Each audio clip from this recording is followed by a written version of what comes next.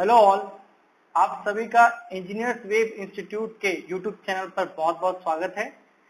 देखिए इस वीडियो में हम पुराने जो पेपर हैं अधीनस्थ के RSMSSB के RSMSSB JEN के जो प्रीवियस ईयर्स के क्वेश्चंस हैं उनका जो नॉन टेक्निकल वाला पार्ट है उसके क्वेश्चंस हम आज सॉल्व करेंगे।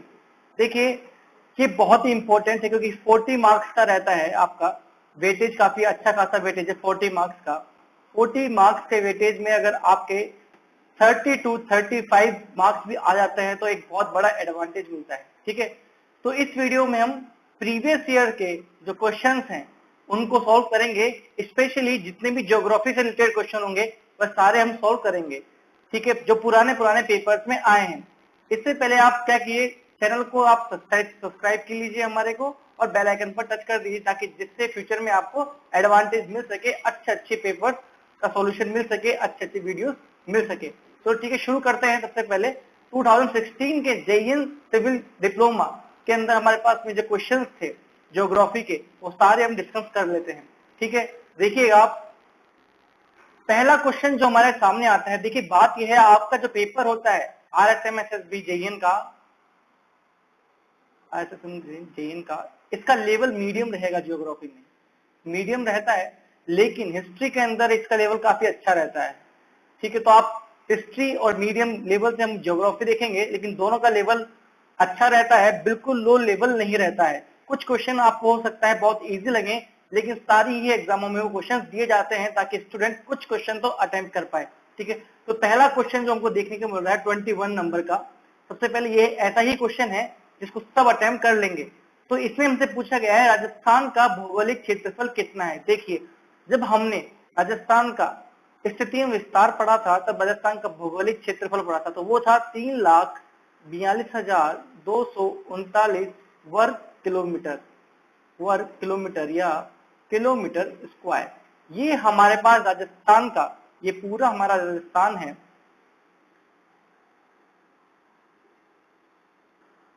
राजस्थान का हमारे पास मैप है। ये पूरा राजस्थान का क्षेत्रफल जो है वो कितना है, 3,42,239। देखिए फैक्चुअल क्वेश्चंस हैं, आपके जो एग्जाम है इसमें फैक्चुअल क्वेश्चन भी पूछे जाएंगे और कॉन्सेप्चुअल क्वेश्चन भी पूछे जाएंगे, आप ध्यान रखिएगा। अब दूसरा क्वेश्चन हम देखते हैं, राजस्थान के किस क्षेत्र में मालवा का पठार स्थित है। आप देखिए ये कॉन्सेप्चुअल क्वेश्चन है। जब हमने राजस्थान का भौतिक विभाग पढ़ा था, देखिए आप ये जो मैं आपको क्वेश्चंस बता रहा हूँ, हमारे पुराने कुछ जो वीडियोस हैं वो यूट्यूब के चैनल पर डाले हुए हैं। Lecture first, second, third, fourth में ही आपको इन सब का जवाब मिल जाएगा, आप वहां जाके इसको आराम से पढ़ सकते हैं। जब हमने राजस्थान का भौतिक विभाग पढ़ा था तो भौतिक स्थिति के आधार पर हम राजस्थान को मेनली 4 भागों में हम बांट लेते हैं, जिसमें हमारा पश्चिमी मरुस्थलीय प्रदेश, दूसरा जो हमारा है अरावली प्रदेश, तीसरा हमारा रहेगा पूर्वी मैदानी प्रदेश, और चौथा हमारा पास में है दक्षिणी पूर्वी पठारी प्रदेश। दक्षिणी पूर्वी पठारी प्रदेश के अंदर हमारे पास में विंध्यन कगार और लावा पठार स्थित है। देखिए विंध्यन कगार है, इसके अंदर हमारे पास में मुकुंदरा हिल्स, जो इसका हिस्सा है वो है मुकुंदरा हिल्स, बूंदी की पहाड़ियां, रामगढ़ की पहाड़ियां और कुंडला की पहाड़ियां। देखिए कुंडला जो है मैंने आपको वहां पे डिस्कस किया था। कुंडला का तात्पर्य है जो कोटा नगर के चारों ओर स्थित जो पहाड़ियां हैं, कोटा नगर के चारों ओर स्थित पहाड़ियों को कुंडला की पहाड़ियां कहा जाता है। और लावा पठार में हमारे पास देखने को मिलता है, जो लावा पठार है देखिए उसके अंदर मालवा का पठार आता है हमारे पास, मालवा का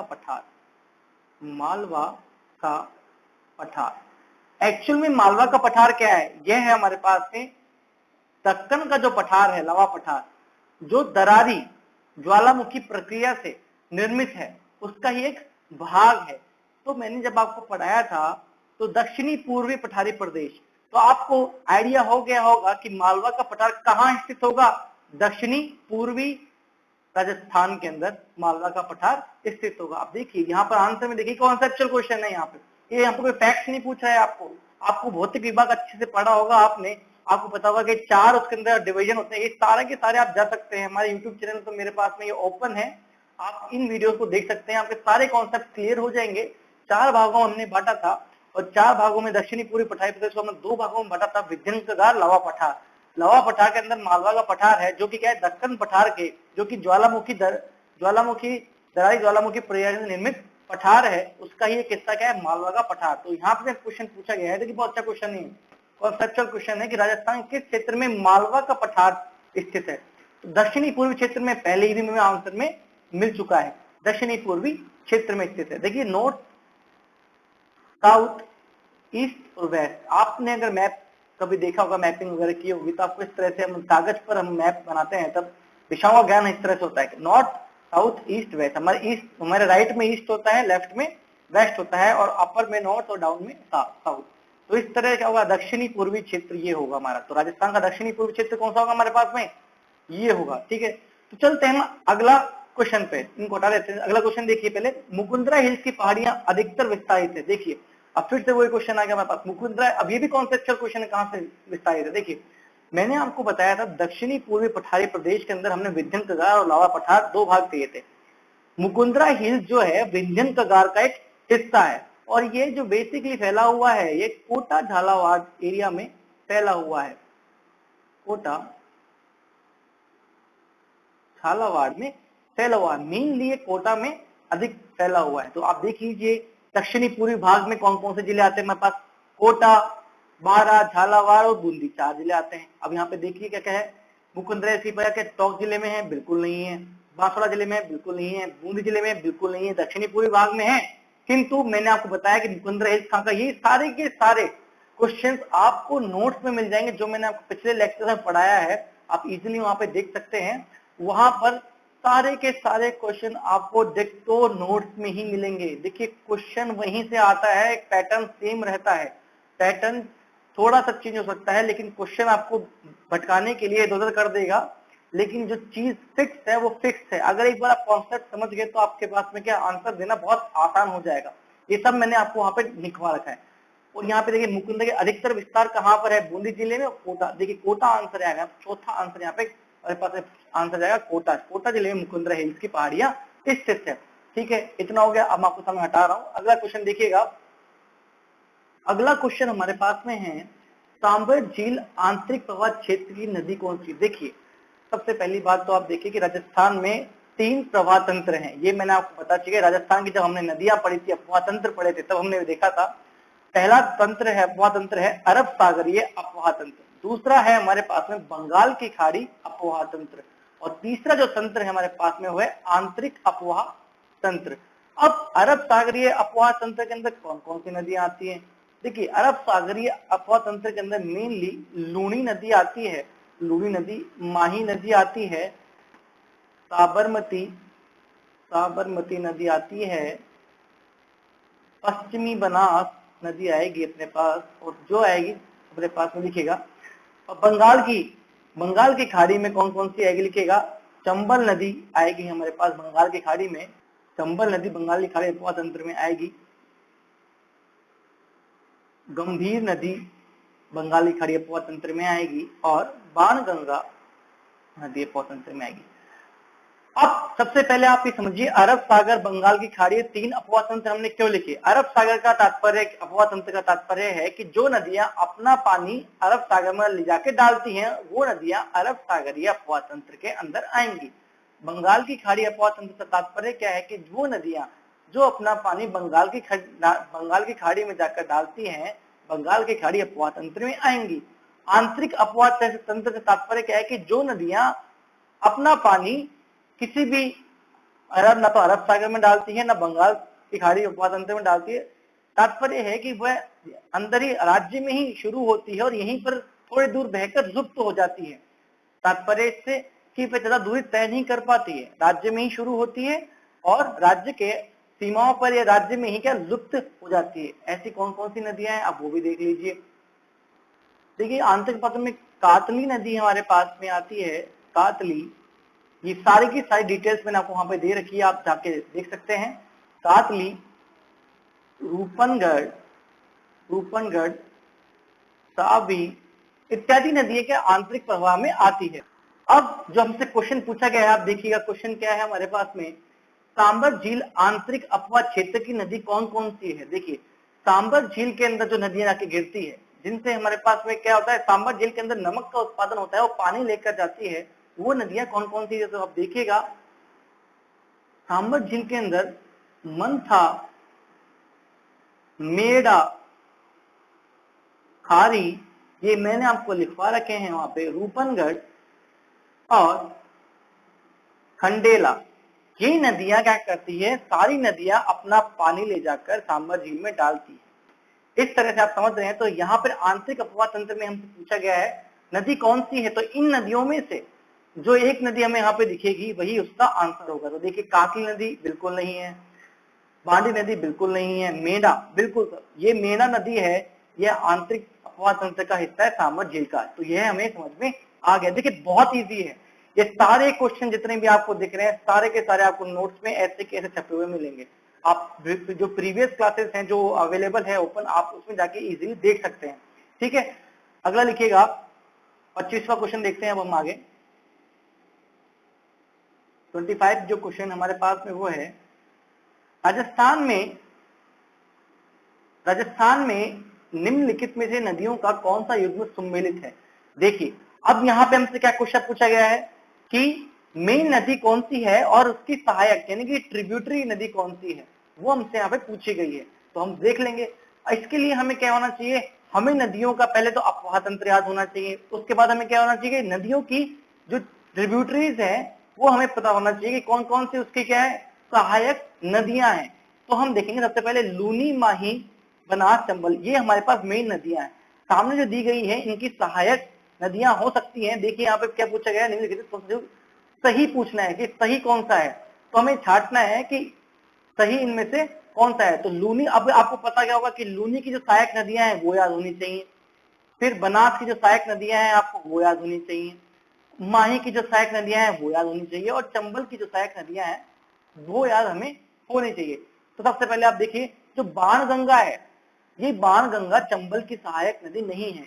क्यों? क्योंकि ये सीधी यमुना में जाकर मिलती है, सीधी यमुना में जाकर मिलती है। ये यमुना की सहायक नदी है, ना कि चंबल की सहायक नदी है हमारे पास में। इतना आपको समझ में आ गया। तो लिखिएगा, देखिएगा मैं जो आंसर लूनी की जो सहायक नदियां हैं वो लिखिएगा। देखिए सूकड़ी, मीठनी, बांडी, गुहिया, गुहिया इत्यादि क्या है, लूनी की सहायक नदियां हैं। जो बनास की सहायक नदियां हैं वो है हमारे पास में बेड़च, मीनाल, मोरेल और कोठारी। और जो माही की नदियां हैं सहायक नदियां, वो लिखिएगा आप मेरे पास सोम और जाखम। देखिए अब हमारा क्वेश्चन यहीं पे सोल्व हो गया है। तो देखिए लूनी की जो सहायक, यहाँ पर जो हमें सही सम्मिलित है वो देखना है। कोठाई नदी लूनी की सहायक नदी नहीं है, वो बनास की सहायक नदी है। तो पहला क्वेश्चन हमारा जो है, पहला जो ऑब्जेक्टिव वाला आंसर है वो गलत हो गया। दूसरा देखिए सूकड़ी लूनी नदी की सहायक नदी है, तो यह भी हमारे पास में युग्म गलत हो गया। और चौथा मैंने आपको बता ही दिया था कि ये बाणगंगा यमुना की सहायक नदी है, सीधा अपना पानी कहाँ, यमुना में ले जाके डालती है। तो यह ही हमारे पास युग्म गलत हो गया था। तो आंसर जो जाएगा हमारे पास में सीधा जाएगा जाखम व माही, क्योंकि माही जो है सोम जाखम, माही की जो सहायक नदियां हैं वो सोम व जाखम है। देखिए पूरा जो डिटेल्स में है आप नदियों वाला देख सकते हैं, वहां पर आपको पूरा का पूरा देखने को मिल जाएगा। अगला क्वेश्चन पे चलते हैं। अब राजस्थान में मावठ वर्षा होती है। देखिए भी कॉन्सेप्चुअल क्वेश्चन है। कॉन्सेप्चुअल क्वेश्चन कुछ इस प्रकार है, देखिएगा जो भूमध्य सागर है, एक छोटा सा मैप आपको बना के दिखा देता हूं जिससे आपको पता चल जाएगा भूमध्य सागर कहाँ स्थित है। देखिए मान लीजिए अपने पास में अफ्रीका है,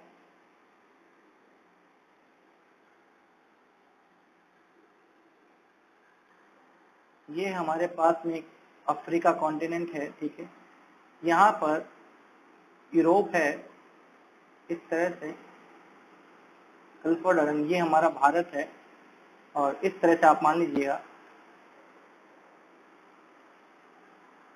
देखिए भूमध्य सागर है और उसकी अवस्थिति हमारे पास कुछ यहाँ पर स्थित है, ठीक है।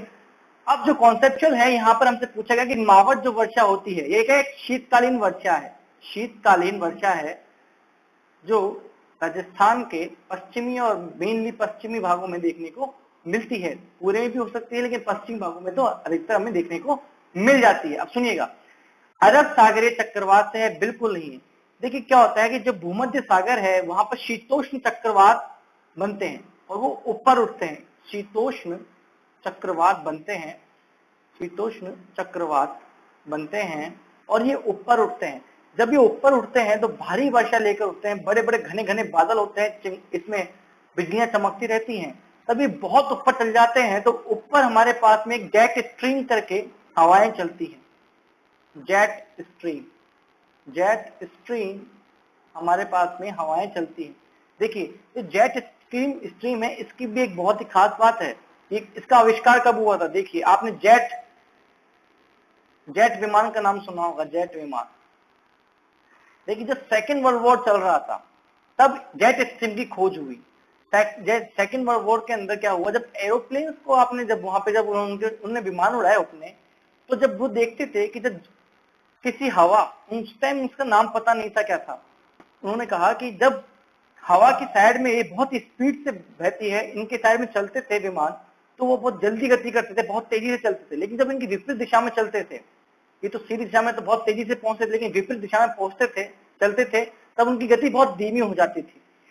तब उनको ये रियलाइज हुआ कि वायुमंडल के ऊपर 30-35 किलोमीटर के आसपास जब ऊपर जाएंगे, 25 से 30 किलोमीटर के आसपास जब ऊपर जाते हैं तो बहुत तेज पवनें चलती हैं। उनको उन्होंने कहा जेट स्ट्रीम, जेट स्ट्रीम कहा। क्यों कहा? क्योंकि वहां पर जेट विमान चलते थे। समझ में आ गया? तो ये जेट स्ट्रीम क्या करती है, इस शीतोष्ण चक्रवात को आगे लेकर जाती है, आगे लेकर जाती है, और ये भारत और अरब जो कंट्रीज है यहां से होते हुए आता है। ठीक है, अफगानिस्तान, ईरान, इस तरह पाकिस्तान, इधर होकर ये भारत के पास में पहुंचता है और यहाँ पर क्या वर्षा करता है, फॉल करता है। इसको हम वेस्टर्न डिस्टर्बेंस बोलते हैं, पश्चिमी विक्षोभ भी बोलते हैं, पश्चिमी विक्षोभ या वेस्टर्न डिस्टर्बेंस भी इन्हें कहा जाता है। तो अगर आपसे पूछा जाए कि राजस्थान में मावट की वर्षा होती है, अरब सागर चक्रवात से बिल्कुल नहीं, भूमध्य सागर चक्रवात से तो बिल्कुल सही, शीतोष्ण चक्रवात होते हैं, जेट स्ट्रीम के। ये सारे के सारे कॉन्सेप्ट मैंने आपको राजस्थान की जब जलवायु पढ़ाई थी उसके अंदर सारा डिटेल में बताया हुआ है। बंगाल की खाड़ी मानसून से बिल्कुल नहीं और प्रत्यावर्ती मानसून से बिल्कुल नहीं। प्रत्यावर्ती मानसून का तात्पर्य है लौटता हुआ मानसून। ठीक है, अगला क्वेश्चन देखिएगा, राजस्थान में मिश्रित लाल और काली मिट्टी सामान्यतः कौन सी फसल उगाई जाती है? देखिए ये सीधा सीधा हमारे पास में क्या बिल्कुल बेसिक कॉन्सेप्ट वाला क्वेश्चन है। ये मैंने आपको वहां पे जब सारनियां बनाई थी तब मैंने बताई थी कि किस किस मिट्टी के अंदर कौन कौन सी फसल उगाई जाती है। तो आप देखिएगा जब राजस्थान में हमने कृषि पढ़ी थी तब हमने ये सारे क्वेश्चन सॉल्व कर लिए थे। तो देखिएगा लाल और काली मिट्टी के अंदर कपास और मक्का की फसल अच्छी उग जाती है, तो ये आंसर इसका चले जाएगा। अगला देखिएगा आप क्वेश्चन, शुष्क सागवान के वन राजस्थान में किस वन मंडल के अंतर्गत सर्वाधिक क्षेत्र पर विस्तृत है? देखिए शुष्क सागवान के, जब मैंने राजस्थान के अंदर आपको प्राकृतिक वनस्पति और वन पढ़ाया था तो देखिएगा राजस्थान को मैंने वनों के आधार पर कुछ इस प्रकार के भागों में विभाजित किया था। सबसे पहले क्या था, शुष्कतम कटीले वन, कटीले वन। दूसरा था हमारे पास में अर्धशुष्क कटीले वन। तीसरा हमारे पास में था उपोष्ण आर्द्र सदाबहार वन। तो चौथा हमारे पास में था, ये उपोष्ण आर्द्र सदाबहार वन हमारे पास में ना यहाँ पे स्थित नहीं है, पूरा मिटा चुका है। एक रुकिएगा, देखिएगा यहाँ हमारे पास में स्थित है उपोष्ण पतझड़ वन, पतझड़ वन। और जो एरिया हमारे पास में इस प्रकार है, यहाँ पर हमारे पास में है उष्ण आर्द्र सदाबहार वन। देखिए जब मैंने आपको पूरा राजस्थान की वनस्पति एवं वन पढ़ाया था तब मैंने आपको पूरा का पूरा वहां पर समझा दिया था। अब जो उष्ण आर्द्र सदाबहार वन है इसको हम दो भागों में डिवाइड करते हैं। एक है हमारे पास धोकड़ा प्रधान, जहां पर धोकड़ा वृक्ष अधिक मात्रा में मिलते हैं, और दूसरा है हमारे पास में सागवान प्रधान। अब मैंने आपको ये मैप भी बनवाया था, सागवान प्रधान। अब आप यहाँ पर इजीली इसका दे सकते हैं। आपको मैंने मैप याद करने के लिए इसलिए बोला था, जो ये एरिया है ये बांसवाड़ा और प्रतापगढ़ का एरिया है, तो सागवान प्रधान जो मिलते हैं हमें बेसिकली कहाँ, बांसवाड़ा और प्रतापगढ़ जिलों में मिलते हैं। अब हम चलते हैं क्वेश्चन की तरफ। देखिएगा, शुष्क सागवान के वन राजस्थान के किस वन मंडल के अंदर सर्वाधिक क्षेत्र में विस्तृत है?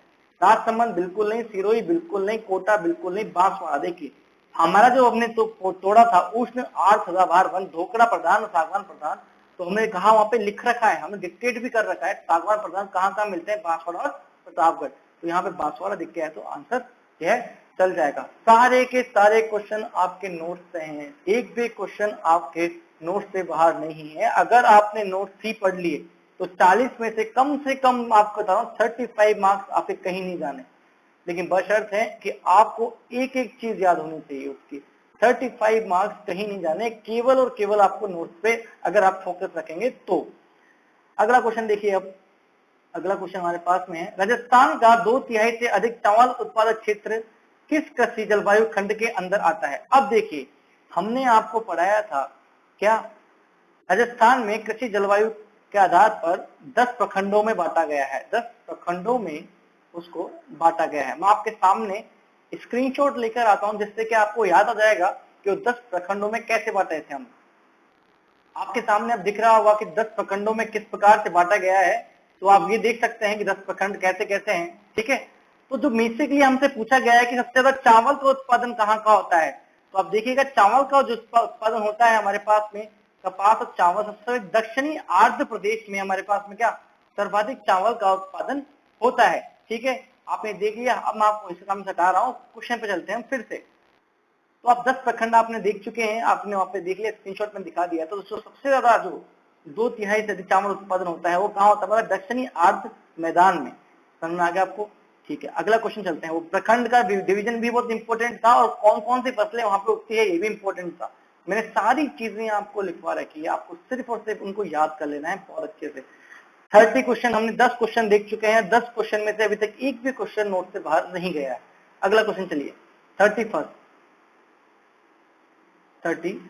क्वेश्चन नंबर 30 पे चलते हैं। देखिएगा, मेवात नस्ल के गोवंश भैंस और बकरी राजस्थान में किन जिलों में पाए जाते हैं? मैंने ये आपको जब अपने पशुधन पढ़ाया था, राजस्थान में पशु संपदा जब मैंने पढ़ाया था, तब सारी की सारी गायों की लिस्ट बनवाई थी, किस किस नस्ल की मिलती है और कहाँ कहाँ मिलती है और कौन कौन सी मिलती है, लिखेगा। और भैंस की जो मिलती है वो मैं बताई थी, बकरियां जो होती हैं कहाँ कहाँ मिलती है, किसकी नस्ल की मिलती है वो भी हमने बताया था। जो मेवात की जो नस्ल है ये बेसिकली अलवर, भरतपुर व धौलपुर में देखने को मिलती है। आप वो लिस्ट जाके देखिएगा, ये फैक्चुअल क्वेश्चन है, ठीक है। आप अगर वहां पे देखेंगे तो आपको इसका आंसर मिल जाएगा। तो अलवर, भरतपुर, धौलपुर है। सारे के सारे क्वेश्चन, सारे के सारे नोट्स हैं। आप देखिएगा, बंद बैराठा वन्यजीव उद्यान राजस्थान में किस जिले में अवस्थित है? बंद बैराठा जो अपने पास अभ्यारण्य है वह हमारे पास में भरतपुर जिले में स्थित है, भरतपुर जिले में स्थित है। और ये सफेद सारस के लिए फेमस है, सफेद सारस के लिए फेमस है। अब हम देख लेते हैं, तो इसका आंसर तो भरतपुर ही हो गया। अब देखिए धौलपुर में क्या स्थित है, लिखिएगा। देखिए धौलपुर में हमारे पास में केसरबाग वन्यजीव उद्यान, केसरबाग वन्यजीव उद्यान स्थित है, और वन विहार वन्यजीव उद्यान स्थित है धौलपुर के अंदर। अगला देखिए, अलवर में हमारे पास सरिस्का, आपने खूब ही पढ़ा होगा, सरिस्का घूमने भी गए होंगे, सरिस्का वन्यजीव उद्यान स्थित है। करौली में हमारे पास में केला देवी वन्यजीव उद्यान स्थित है। देखिए केवला देव और केला देवी अलग अलग है, ठीक है। केला देवी अभ्यारण्य जो करौली में स्थित है और केवला देव भरतपुर के अंदर स्थित है, ठीक है। ये बहुत ही सीधा, ये मैंने आपको सारे के सारे जब हमने पढ़े थे एक एक चीज मैंने सबको डिटेलाइज करके लिख पाई है। ये भी क्वेश्चन आपको वहां से इजीली कर सकते थे। 32 को देखिए, राजस्थान में जैविक उद्यान कहाँ कहाँ स्थापित किए गए? देखिए राजस्थान में जो जैविक उद्यान स्थापित किए गए हैं, 3 जगह जैविक उद्यान स्थापित किए गए हैं। जो पहला जो जैविक स्थान है वो हमारे पास में है सज्जनगढ़। दूसरा जो जैविक स्थान है हमारे पास में है वो है हमारे पास में नाहरगढ़ बायोलॉजिकल पार्क, नाहरगढ़। और तीसरा है माचिया सफारी। सज्जनगढ़ है हमारे पास में, यह उदयपुर में स्थित है।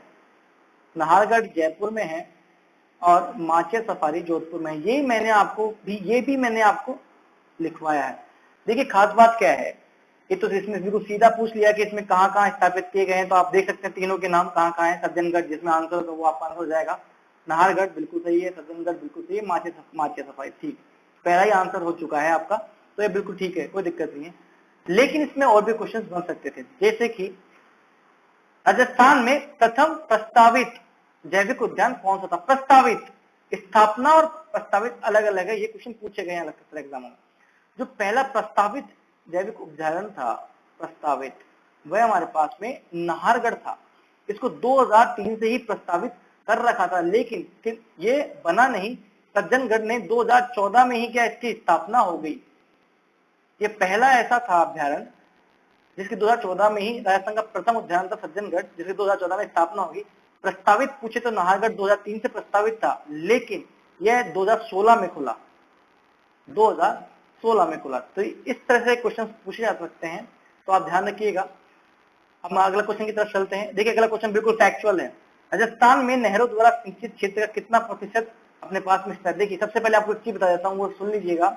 सबसे ज्यादा राजस्थान में जो सिंचाई होती है वो नलकूपों से होती है, नलकूपों से होती है, मतलब बोरिंग से जो सिंचाई होती है सबसे ज्यादा हमारे पास में क्या होती है, बोरिंग से करवाते सिंचाई होती है। उसके बाद में हमारे पास में नहरों से सबसे ज्यादा सिंचाई होती है। ठीक है, करीबन लगभग 59% राजस्थान में नहर अपने पास नलकूपों से ही सिंचा जाता है, नलकूपों से सिंचा जाता है। ठीक है, नहरों से हमारे पास 29 के आसपास सिंचा जाता है। तो आप देख लीजिए 29 के आसपास जो भी होगा आंसर वही होगा। 29 के आसपास नहरों से हमारे पास सिंचाई होती है, तो आंसर हमारे पास फोर्थ चला गया है। अगला क्वेश्चन देखिएगा। देखिए सारे क्वेश्चन मैंने आपको सारे के सारे बता रखे हैं। अगला क्वेश्चन देखिएगा, अगला क्वेश्चन 34 क्वेश्चन हमारे पास में है। इसमें हमसे पूछा गया है सिंचाई परियोजनाओं के बारे में, हमसे पूछा गया है कि कौन कौन सी परियोजनाएं किन किन राज्यों से संबंधित है। तो हमें देखना, यह मैंने जब आपको पढ़ाया था नदी घाटी सिंचाई परियोजना, सबसे पहले पेज पर ही आपको ये सारे के सारे दिख जाएंगे। अगर आपने वो ढंग से पढ़े होंगे तो आपको इजीली जाएंगे। आप नोटिस कर रहे होंगे कि एक भी क्वेश्चन नहीं छोड़ा है। आपके ज्योग्राफी में 20 में से 20 मार्क्स आराम से ही आएंगे, बस आपको केवल कंप्लीट नोट्स याद रखने हैं। ठीक है, मैंने कुछ भी नहीं छोड़ा है। अगला लिखिएगा, देखिएगा नदी घाटी परियोजनाएं और उनसे संबंधित राज्य। देखिए भाखड़ा नांगल, भाखड़ा नांगल के अंदर, भाखड़ा नांगल मैंने बहुत अच्छे से इसको आपको बता रखा है। भाखड़ा नांगल को सुन लीजिएगा। देखिए भाखड़ा नांगल जो है परियोजना, ये किन किन राज्यों के बीच में है। ये पंजाब, बिल्कुल सही है, पंजाब, हरियाणा और राजस्थान के बीच में है। और हिमाचल प्रदेश जो है इसमें केवल विद्युत उत्पादन कर सकता है, बिजली का उत्पादन कर सकता है, पानी को काम में नहीं ले सकता। ये भाखड़ा नांगल के अंदर है। और देखिए भाखड़ा नांगल जो परियोजना है, इसको जवाहरलाल नेहरू ने चमत्कारी, ये मैंने आपको लिखवा रखे हैं सारे, चमत्कारी विराट वस्तु का नाम लिया है, विराट वस्तु का नाम दिया है। और ये भारत की बहुउद्देशीय, सबसे बड़ी बहुउद्देशीय नदी घाटी परियोजना है। अगला देखिए चंबल, जो चंबल नदी परियोजना है वो हमारे पास मध्य प्रदेश और राजस्थान के बीच में, बिल्कुल सही है। और इसमें 50% राजस्थान की शेयरिंग है, 50% जो अंश है वो राजस्थान का है। अगला देखिए, ब्यास को हम छोड़ देते हैं क्योंकि ये इसका आंसर रहेगा। माही बजाज सागर है जो गुजरात राजस्थान में, बिल्कुल सही है। माही बजाज सागर भी क्या गुजरात राजस्थान में अपने पास में, इसके बीच में, दोनों के बीच में है। और जो बांसवाड़ा का बोरखेड़ा गांव है, बोरखेड़ा बांसवाड़ा में गांव, वहां पर माही बजाज सागर का डैम अपने पास में बनाया गया है। ठीक है, लिखिएगा। और व्यास नदी है, अब यहाँ पर देखिए व्यास नदी के अंदर पंजाब, राजस्थान, उत्तर प्रदेश यहाँ पर नहीं है। व्यास नदी के अंदर परियोजना है, उसमें कौन कौन है देख लीजिएगा। इसमें राजस्थान, पंजाब, हरियाणा और हिमाचल प्रदेश है, और इसके लिए पोंग जगह नाम, हिमाचल प्रदेश में पोंग जगह है, वहां पर पोंग बांध भी बनाया गया है। मैंने सारे के सारे डिटेल्स आपको वहां पर लिखवा रखी है। ठीक है, तो इसमें जो असंगत युग्म था वो व्यास था, क्योंकि वहां पर उत्तर प्रदेश नहीं था, वहां पर कौन सा, पंजाब, हरियाणा, राजस्थान और हिमाचल प्रदेश, ये 4 राज्य थे। ये आपको देखते ही पहला जब आप पन्ना खोलेंगे तो आपको सारी परियोजनाएं ऐसी कैसे लिखी हुई मिलेगी, वहां से क्वेश्चन आया है, बहुत ही ईजी है। ठीक है, अगला क्वेश्चन देखते हैं हम यहाँ पे। देखिए अगला क्वेश्चन आ गया, माही बजाज सागर परियोजना का मुख्य बांध किस स्थल पर निर्मित है। मैंने आपको बोरखेड़ा का अभी जस्ट ऊपर बताया कि बांसवाड़ा में अपने पास में माही बजाज सागर का बांध स्थित है। देखिए अभी अगले देखिए, राजस्थान में उपलब्ध भूजल की प्रयोज्य मात्रा का लगभग कितना प्रतिशत भाग वर्तमान में उपयोग में लिया जा रहा है।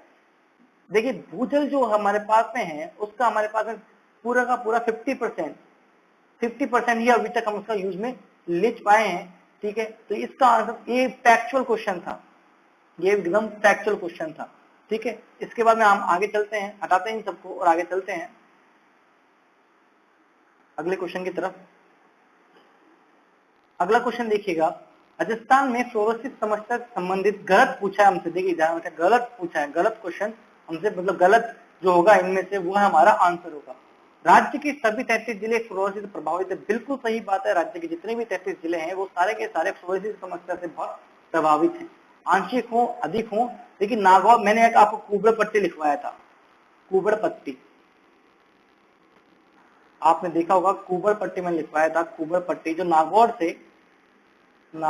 से अजमेर के पुष्कर तक जाती है, अजमेर के पुष्कर तक जाती है। इस क्षेत्र में क्या है, हमारे पास जितने भी लोग हैं या तो उनकी क्या हड्डियां गल जाती हैं, मुड़ जाती हैं, उनकी कमर जल्दी झुक जाती है, या उनके दांत गल जाते हैं, दांत गल जाते हैं। ये होता क्यों है?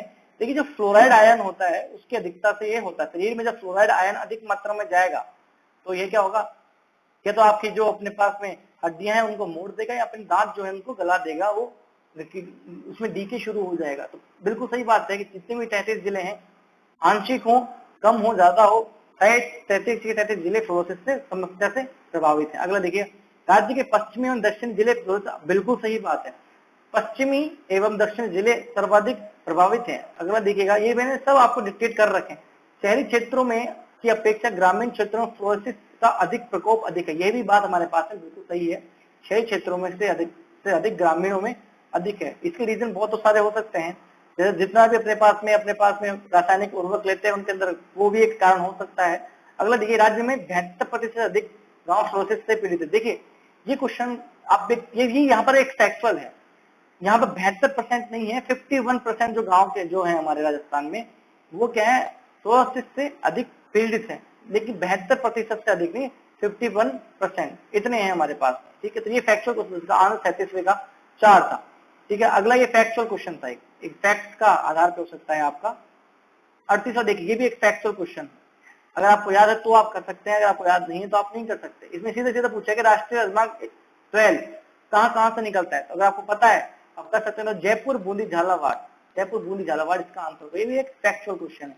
ये मैंने सारे के सारे आपको, एक भी क्वेश्चन ऐसा नहीं है जो मैंने आपको समझाया ना हो सकता है कि एक क्वेश्चन ऐसा लग गया हो कि आपको यही नहीं बताया, लेकिन ये मैंने होमवर्क के लिए दिया था। जितने भी सारे के सारे आपको याद करने थे, एक होमवर्क था, ये मैंने आपको लिखवाया नहीं, लेकिन होमवर्क में आपको जरूर, अगर आपको याद है, इंपोर्टेंट हाईवेज मैंने बता दिए थे और ये होमवर्क का था। ठीक है, सारे क्वेश्चन आप देख सकते हैं कि सारे के सारे अपने किए हुए क्वेश्चन आ रहे हैं। अगला क्वेश्चन देखिए, 39 क्वेश्चन, राजस्थान में पायलट के विशाल भंडार कहाँ खोजे गए हैं। देखिए ये भी मैंने आपको लिखवा रखा है, जो पायलट मिले हैं वो बेसिकली हमारे पास दावला सिंघाना, देखिएगा यहाँ पर तो मैक्सिमम है, इनको हटा देते हैं एक बार। सीकर के अंदर मैक्सिमम, इसने सीकर ही पूछा है, देखिएगा, तो सीकर के अंदर इनको हटा दीजिए, मैक्सिमम जो भंडार मिले हैं पायलट के, ये फैक्चुअल क्वेश्चन है, ये भी फैक्चुअल, ये मैंने आपको लिखवा रखा है। सीकर में सबसे ज्यादा हमारे पास में विशाल भंडार पायलट के देखने को मिले हैं। अगला जो क्वेश्चन है ये देखिए, अब इसमें 40 क्वेश्चन में आपसे एक नहीं 4 चीज पूछ ली। तात्पर्य क्या है, अगर आपको पता है, इसमें पूछ रहे हैं कि अपने पास असंगत छांटना है, जो गलत है वो छांटना है। तात्पर्य क्या है, अगर लो एस का पता है कि खंड क्षेत्र कौन सा है तो आप कर सकते हैं, चारों का आपको खंड क्षेत्र पता होना चाहिए, याद होना चाहिए, इसलिए मैंने आपको चारों जितने भी थे उनके सारे के सारे क्षेत्र लिखवाए थे। तो लो अयस्क का तो देखेंगे, लो अयस्क का जो हमारे पास राजस्थान में खनन क्षेत्र है वो है मोरिजा बानोल, देखिएगा, मोरिजा बानोल जयपुर में स्थित है। यह मोरिजा बानोल जयपुर, निमला रायसेला दौसा में स्थित है, निमला रायसेला दौसा में स्थित है।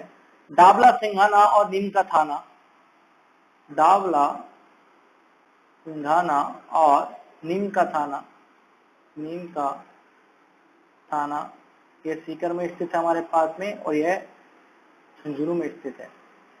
ठीक है, तो लोह है इसके पास हमारे पास ये खनिज क्षेत्र है, तो देखिए इसमें मोरिजा बानोल आ रहा है तो बिल्कुल सही हो गया।